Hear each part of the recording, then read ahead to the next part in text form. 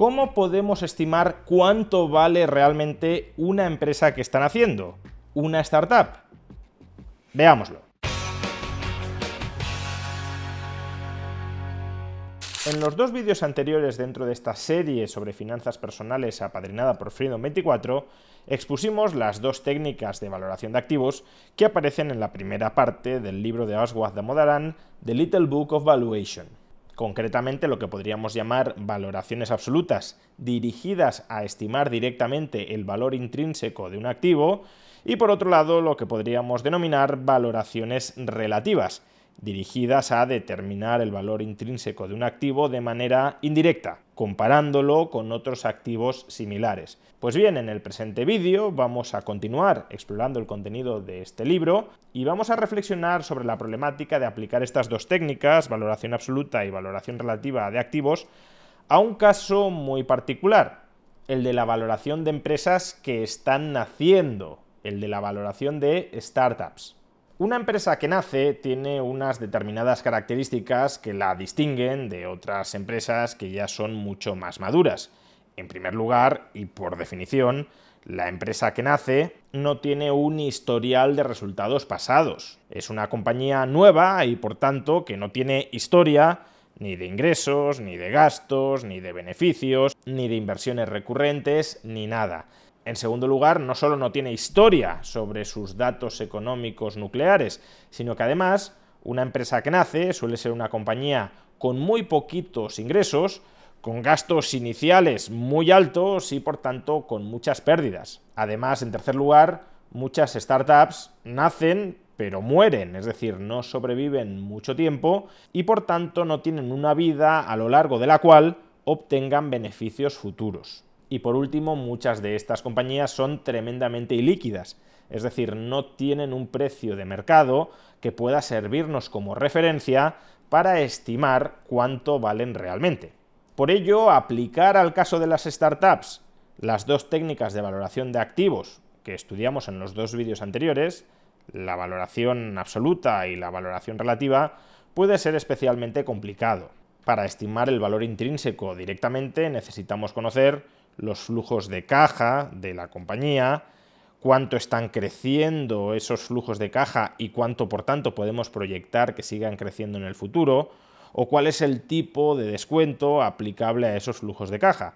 Y en el caso de una startup no solemos tener acceso sencillo a ninguno de estos datos. A su vez, tampoco es fácil aplicar las técnicas de valoración relativa. Recordemos que para poder efectuar una valoración relativa hemos de buscar empresas que sean comparables. Pero ¿cuáles son realmente las compañías comparables a una startup que ya veremos cómo termina creciendo y por tanto qué termina siendo de adulta? O a su vez, en el caso de una startup, ¿cómo tenemos en cuenta el riesgo de que muera tempranamente si es que la estamos comparando, por ejemplo, con una compañía madura, adulta, funcional, que ya genera beneficios, pero que los genera porque ha sobrevivido y por tanto se ha consolidado en el mercado, algo que no está claro que la startup vaya a conseguir?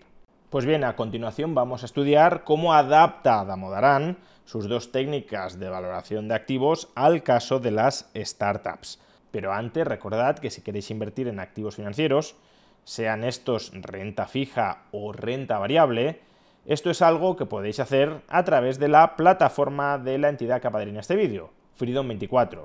A través del broker de Freedom24 tenéis acceso a una muy amplia variedad de activos financieros, como por ejemplo títulos de renta fija corporativa, que están abonando un tipo de interés entre el 6 o el 7%, o también inversión en ETFs de renta variable, en fondos cotizados que se indexan a un índice bursátil y que por tanto proporcionan al ahorrador una rentabilidad cercana a la que termina arrojando directamente ese índice. Por ejemplo, durante los últimos años, el Standard & Poor's 500, la principal bolsa estadounidense, ha proporcionado una rentabilidad nominal superior al 10% por año.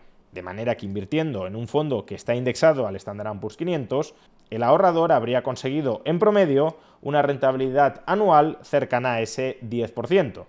Pues como digo, Freedom24 pone a vuestra disposición su broker para que podáis efectuar cualquiera de estas inversiones. Si queréis obtener más información sobre Freedom24, sobre su broker y sobre la amplia variedad de activos financieros en los que podéis invertir a través de su broker, podéis obtener esa información pinchando en el enlace que aparece en la caja de descripción de este vídeo o en el comentario destacado. Pues bien, ¿cómo adapta Damodaran las técnicas de valoración absoluta y de valoración relativa al caso de las startups? Comencemos con las técnicas de valoración absoluta. Para poder calcular directamente el valor intrínseco de un activo, necesitamos conocer, primero, sus flujos de caja futuros esperados. Y para eso tendremos que estimar, en primer lugar, cuáles serán sus ingresos futuros estimados.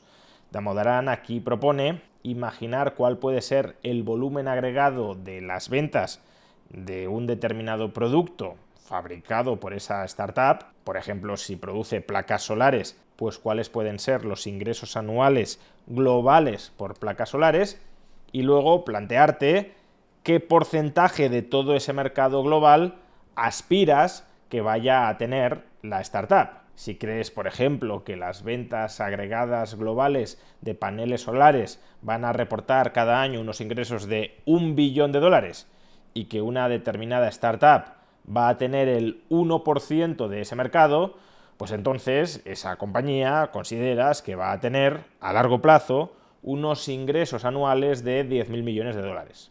En segundo lugar, hay que tener en cuenta, claro, que el 100% de esos ingresos no son beneficios. Y lo siguiente que necesitamos conocer es cuáles van a ser los beneficios regulares que va a tener esa empresa. Pues bien, para ello, Damodaran propone plantearte cuál va a ser el margen operativo sobre ventas, sobre ingresos, que consideras que va a tener esa empresa.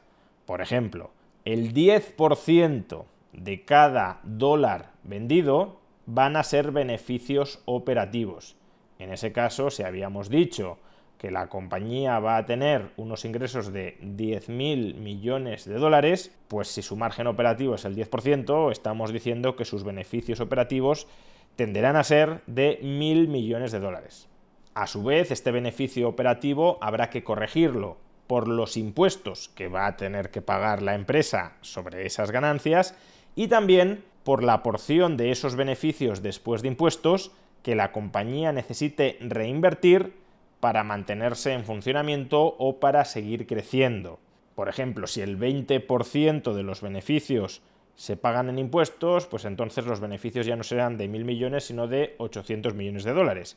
Y si a su vez la compañía necesita reinvertir el 30% de sus beneficios después de impuestos para mantenerse en el negocio y para seguir creciendo y mantener la cuota de mercado del 1%, pues entonces 240 de esos $800 millones no podrán ser distribuidos de alguna manera o no quedarán a disposición de los accionistas, sino que es una caja que habrá que quemar permanentemente para mantener a la empresa en funcionamiento, de tal manera que ahí llegaríamos a un flujo libre de caja más o menos regular de $560 millones al año. Pues bien, de esta manera, que ya veis que no es una técnica enormemente sofisticada, llegaríamos, según Damodaran, a una estimación, a una proyección de los flujos libres de caja futuros de esa compañía. A su vez, para completar la valoración directa, también tenemos que estimar cuál es el tipo de descuento al que descontar a presente esos flujos de caja futuros esperados. Y aquí, de nuevo, no tenemos una referencia de mercado muy clara sobre cuál ha de ser el tipo de descuento. Y lo que plantea hacer Damodaran para solucionar este escollo es coger cuál es el tipo de descuento, el coste de financiación medio dentro del sector en el que opera esa compañía y ajustar ese tipo de descuento al alza por el mayor riesgo que obviamente supone ser una startup. Con el paso del tiempo, claro, si la startup va creciendo y se va consolidando como una empresa fiable, pues entonces también habrá que ir ajustando a la baja ese tipo de descuento, porque su riesgo relativo con respecto a la media del sector irá descendiendo. Y por último, Damodaran también nos indica que, especialmente en el caso de las startups, hemos de introducir en nuestra estimación del valor fundamental, del valor intrínseco de esa compañía, hemos de introducir el riesgo de bancarrota, el riesgo de que la compañía no desaparezca. Para esto nos recomienda tomar la proporción media de empresas que tienden a quebrar, a desaparecer dentro del sector en el que estamos operando, quizá corregirlo al alza o a la baja en función de otros elementos cualitativos, como por ejemplo la confianza y la pericia que nos merezca el equipo directivo, pero en cualquier caso ese porcentaje de riesgo de quiebra sustraerlo de la estimación del valor intrínseco que hayamos hecho de la startup en función de los flujos de caja futuros esperados y del tipo de descuento. Si hemos estimado, por ejemplo, que la startup puede llegar a valer 5.000 millones, pero creemos que tiene una probabilidad de quiebra del 50%, pues entonces el valor intrínseco de la compañía no será de 5.000 millones, sino de 2.500 millones. Esto con respecto a las valoraciones absolutas. ¿Y cómo aplicamos las valoraciones relativas al caso de las startups? Pues de nuevo aquí nos topamos con problemas importantes, porque al no tener compañías comparables con respecto a una que están haciendo, no es tan fácil aplicar los múltiplos de otras empresas maduras al caso de la startup. Pero lo que sí podemos hacer es, primero, tratar de estimar, como ya habíamos dicho anteriormente, cuál estimamos que puede ser el beneficio neto de esa startup dentro de 5 o dentro de 10 o dentro de 15 años, el momento en el que creamos que la startup ya estará realmente en funcionamiento, y sobre ese beneficio futuro esperado, utilizar los múltiplos de empresas maduras de su mismo sector. Por ejemplo, si en el sector de la industria de los paneles solares, las empresas que ya están consolidadas cotizan a un múltiplo de 10 o de 15 veces beneficio, pues si hemos estimado, por ejemplo, que el beneficio de nuestra startup dentro de 10 años va a ser de 600 millones de dólares, le aplicamos a esos 600 millones de dólares un múltiplo de 10, y eso significa que dentro de 10 años la empresa tendrá un valor de 6.000 millones de dólares. Luego esos 6.000 millones de dólares que valdrá la empresa dentro de 10 años, una estimación con mucho margen de error, por supuesto, tendremos que traerlo a presente descontando ese valor futuro a presente. Y a su vez, como en el caso anterior, también deberemos tener en cuenta el riesgo de bancarrota. Por tanto, una compañía que puede valer 6.000 millones dentro de 10 años, hoy quizá tenga un valor equivalente a presente de 4.000 millones. Y si el riesgo de bancarrota en el sector es del 50%, pues entonces el valor equivalente cierto presente de esa startup hoy es de 2.000 millones, ni de 4.000 ni de 6.000, sino 2.000 millones. En suma, como vemos, no es nada sencillo emplear las técnicas de valoración relativa y de valoración absoluta al caso de las startups, pero eso no significa que no podamos emplearlas en absoluto para tener al menos una referencia del valor potencial que un determinado proyecto empresarial naciente puede llegar a tener en el futuro.